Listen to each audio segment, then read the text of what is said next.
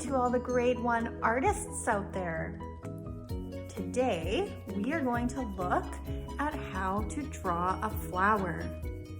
So we're going to be learning about flowers a little bit in a science lesson. So I thought it might be fun to draw a flower as well. So we're going to look at the different parts of a flower, and I'll just go over them right now with you before we get started, so that when I talk about the names of these parts, we all know what I'm talking about. So first of all, this big long part here is called the stalk or the stem, and that's what holds the flower up. That's the main base of the flower that helps to hold it up. Coming off of the stalk, you might have leaves on most flowers that are out there, some form of a leaf or a leaf pattern. So this flower has one leaf on each side of the stalk.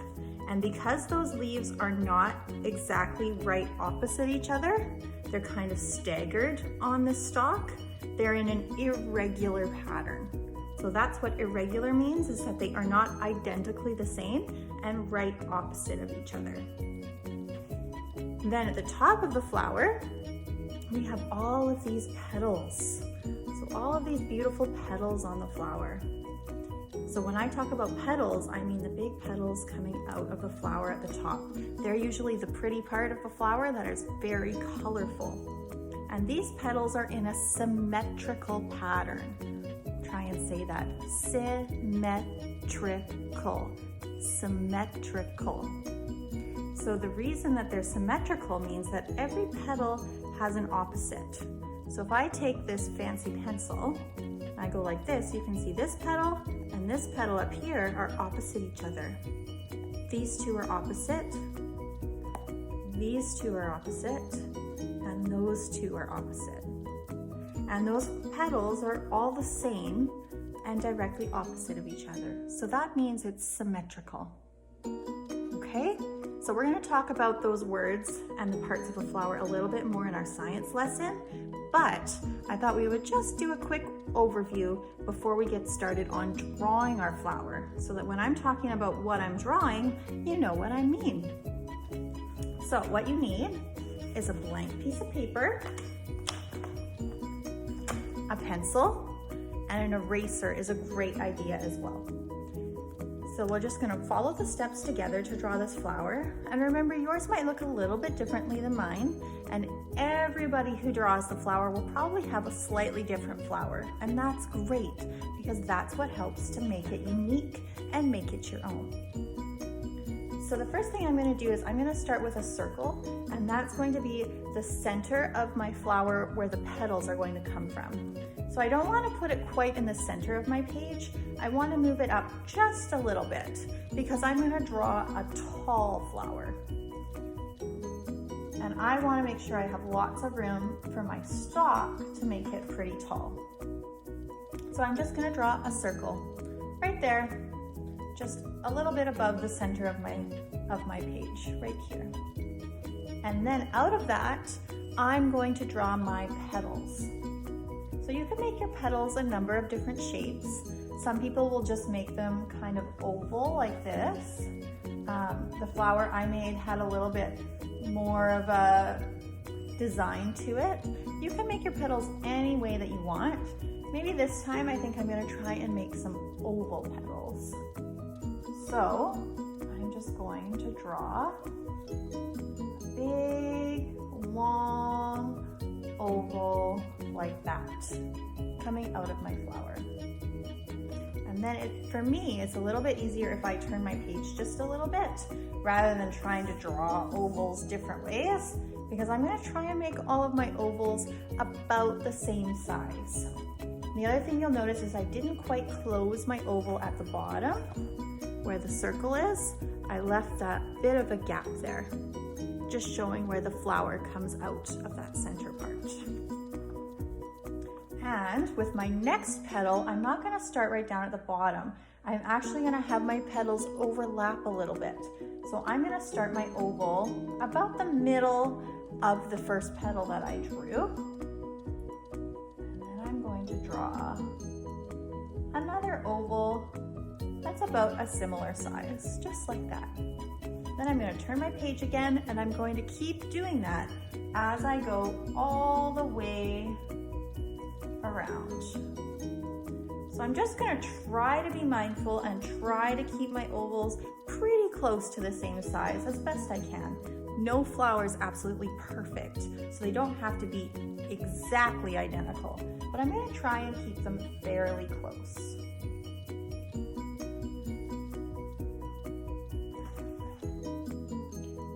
Just going to keep moving around my circle, keep drawing these petals all the way.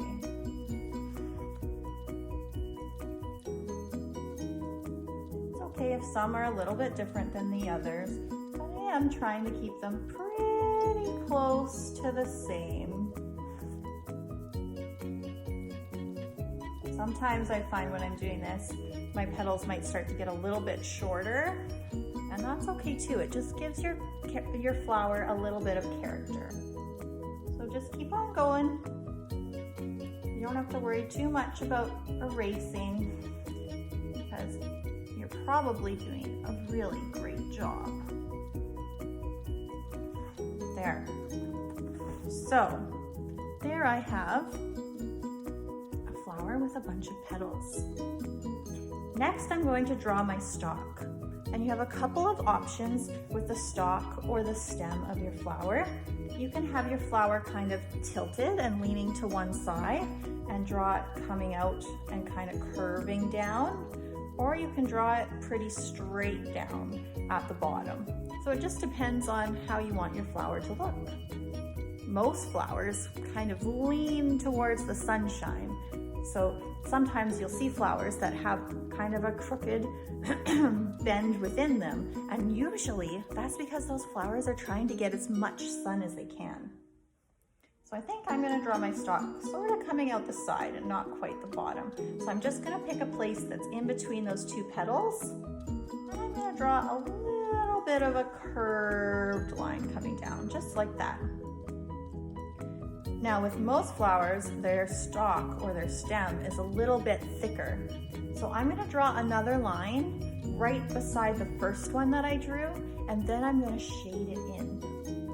And when I draw the second line, I'm going to start narrower at the top, and I'm going to get a little bit wider at the bottom, because most flowers I've seen get a little wider at the bottom, and that's what gives them the strength to stand up and not topple over when they have all of those petals. Start narrow and then just get a little bit wider as I go, just like that. And then what I'm going to do is I'm going to shade all of that in with my pencil.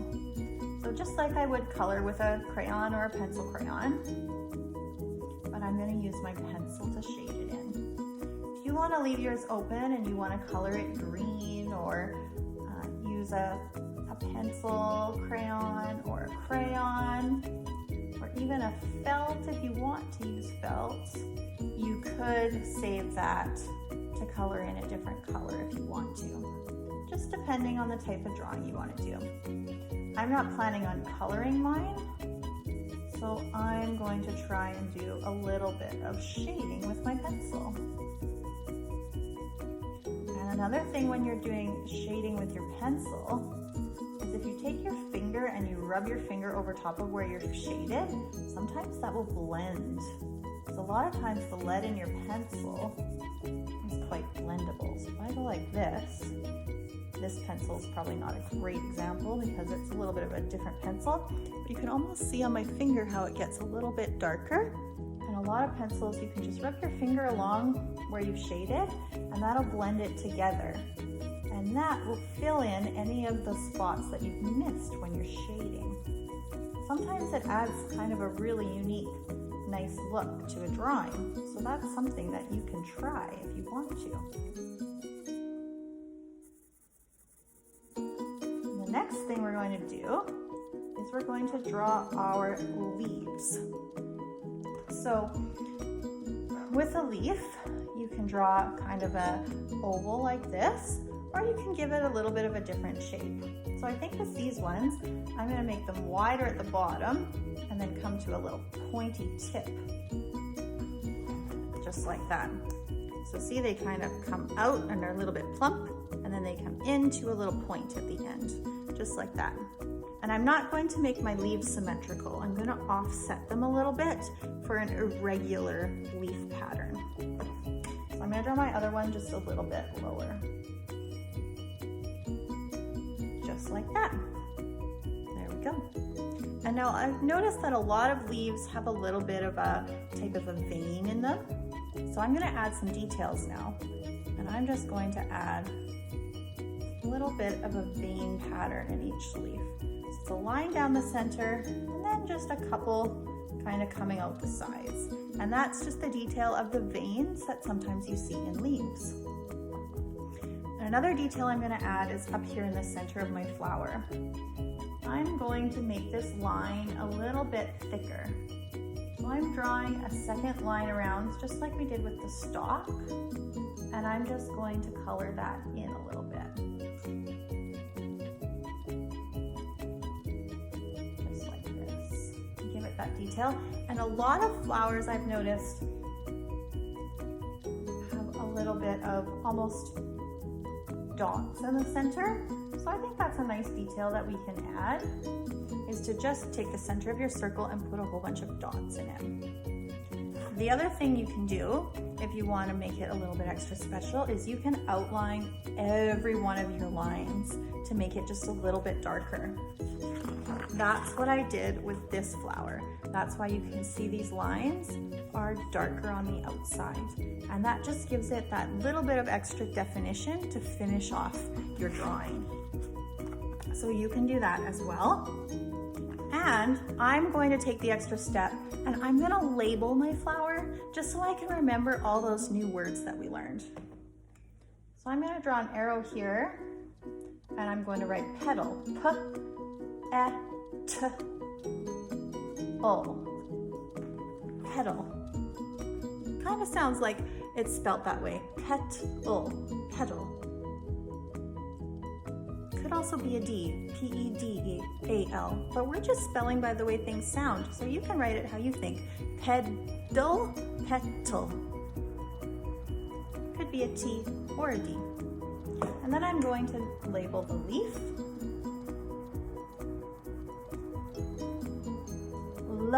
Leaf, leaf. Almost sounds like it could be two E's, leaf.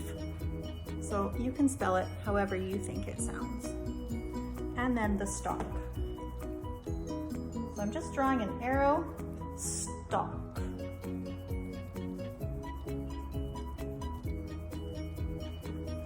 Stalk. So again, I'm just sounding out the sounds to spell it. And there you have a flower. I hope you guys really enjoyed that drawing, and I would love to see pictures or videos of whatever you draw. So make sure you send them and post them to Miss Lacerte and myself so that we can see what great work you're doing. Thanks everybody. Have a great day.